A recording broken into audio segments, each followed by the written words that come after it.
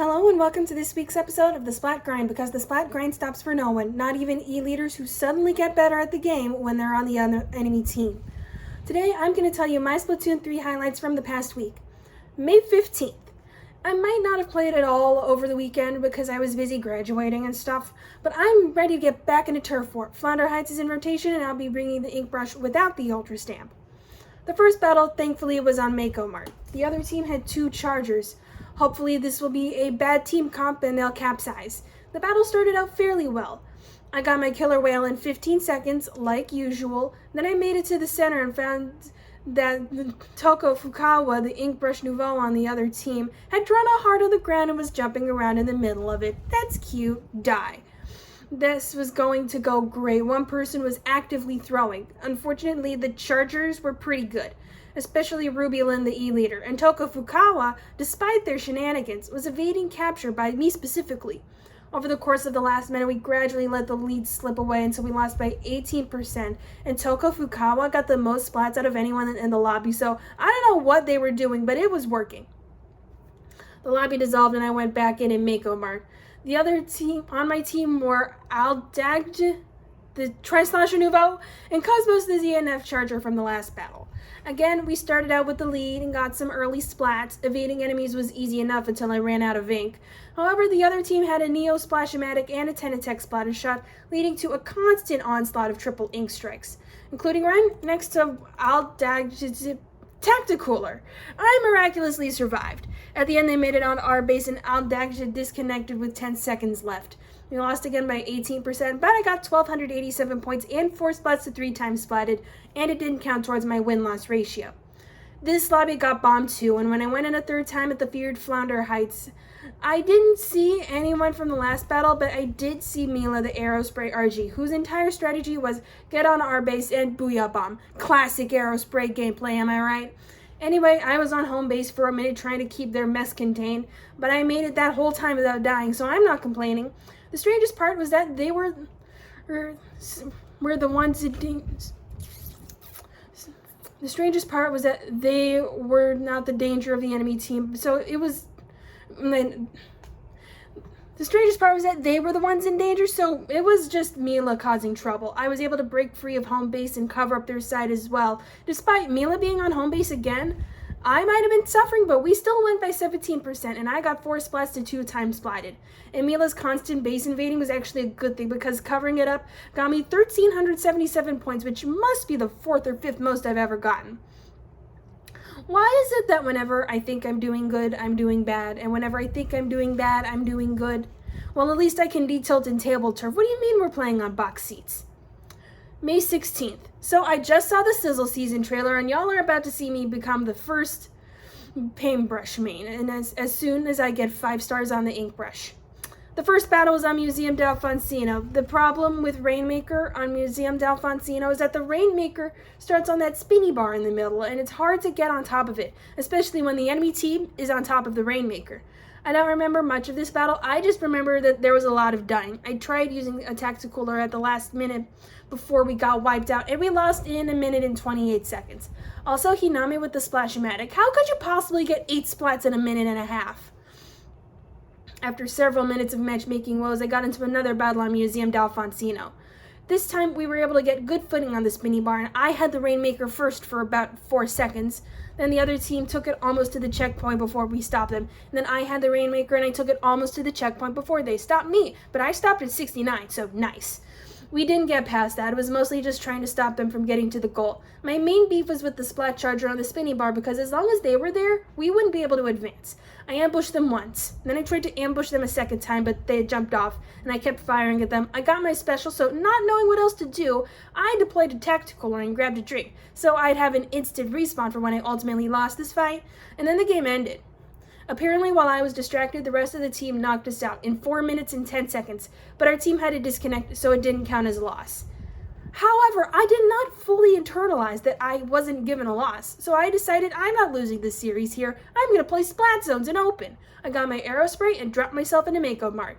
Our team had 2 Aerospray RGs, the other team had 1 and a Hydra, so get ready for so many Booyah Bombs.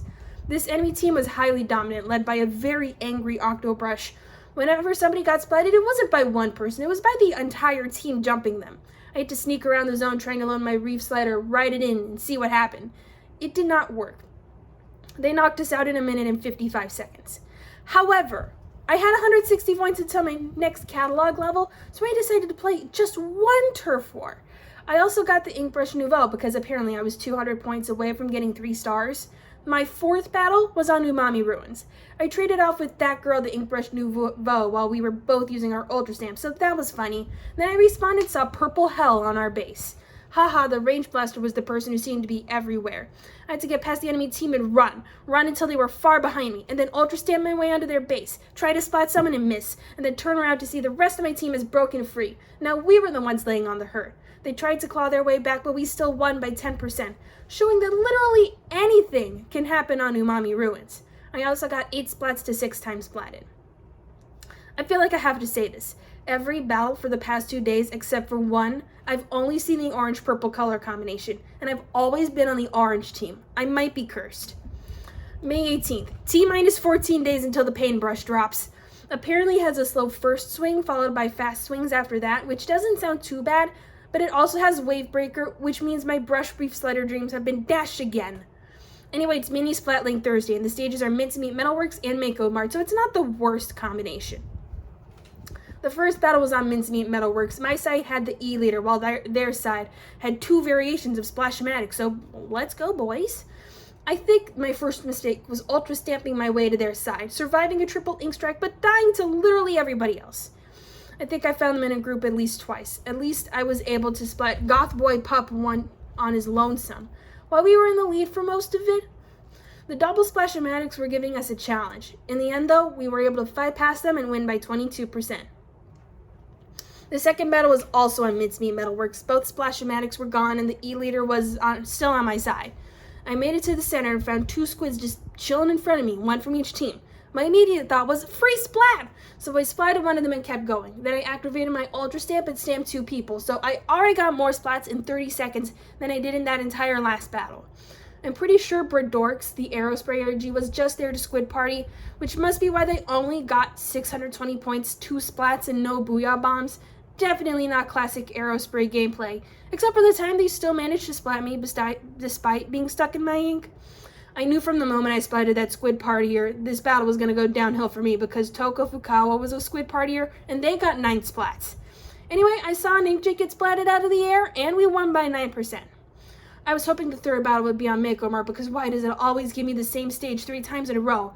It was still on Mincemeat Metalworks. Bradorks was on the enemy team, but so was Mindblow, the E-Leader, and they suddenly got good. Sure, they might have gotten 9 splats in the first battle, but it's easier to tell how good they are when you're on the other end of the barrel. I had to play an evasive game, staying out of the way and trying to splat anybody else, which would be a lot easier if the Splatana Stamper wasn't zip casting away. Also, they splatted me with only burst bombs? Rude. We lost by 23%, and I got no splats, not a 1.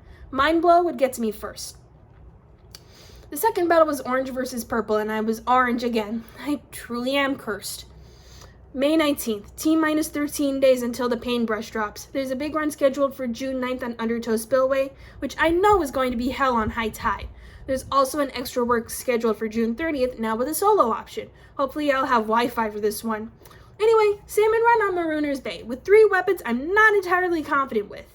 The first wave I had the Blob Lobber on normal tide. Why is it so cloudy? Is Marooner's Bay just like that? I was at the end of the stage wondering where the boss is when the other team started spamming this way is closer to the middle. We beat a scrapper, I grab an egg, throw it to the basket, I miss, I go back out. Here comes a second scrapper because they're doing challenges in Salmon Run too. And this one's called Too Many Scrappers. Just kidding, this was the end of the scrappers for this wave. The second wave I had the Splat Umbrella on low tide. This wave was easier, especially considering that we ganged up on the first big shot that showed up and beat it before I could do anything. I stayed behind to cannon the eggs, but I had to fight off Lessers while doing it. Then I decided to go out and beat a stinger. I beat it, get clobbered by chums in the process. Thurgood revives me, and I decide to help with defeating the deadly double fish sticks. Anyway, we cleared the wave. The third wave I had the Bamboozler on normal tide. The first boss to come in was a Flipper Flopper, and I had probably the worst weapon for turfing, so it took a couple tries, and a little help.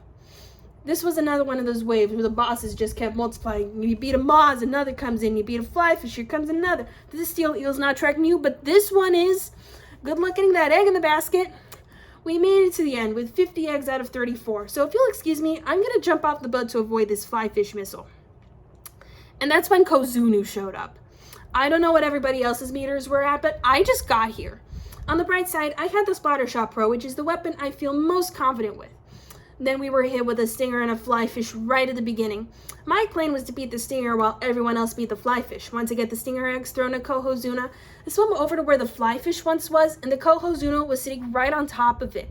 Like, I could see the egg clipping into Kohozuna's giant stupid pants.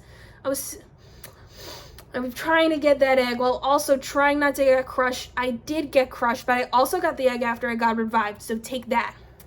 I got slammed again later on, and I started spamming help because there was no one nearby. First person to come to my aid was a Scrapper, which did not help. I did eventually get revived by a teammate, but there were 10 seconds left, so I ran out to the docks by myself because we were so close, and I hoped beating the Stinger would give me the eggs we needed. We did not beat it in time, but I got my first silver scale, so yay! I wish Thorogood had stuck around because listen to these stats. 11 bosses defeated, 8 revivals, and 1,009 power eggs. Instead, it was just me and Dragonfront, accompanied by Ganyu and Zuzu? As it obliterated me with a Nautilus last week, Zuzu? Yes, indeed, they had the same name, same number, same title, same badges, and I have a few choice words for them, which are, your Brella shield is blocking my view. I had the blah blobber at normal tide. It's hard to say, this wave went well. I had the range to fight the steelhead, but the bamboozler got it first. I did also beat a salmon lid from above with this range. The golden eggs piling up on the lips helped in filling the basket. I just don't think we were beating the bosses fast enough. We had 10 eggs with like 5 seconds left with one person holding an egg, and I was like, I'm sure they'll get to the basket in time. They did not get to the basket in time. We lost in wave 1 with 10 eggs out of 11, negating everything I had worked for in the previous run. I checked the merch counter to see what I could buy with 1 silver scale, which is nothing, and then left. I found my Kohozuna. I saw everything I needed to see. So thank you for listening to the Splat Grind. Be sure to come back next week with even more Splatoon craziness.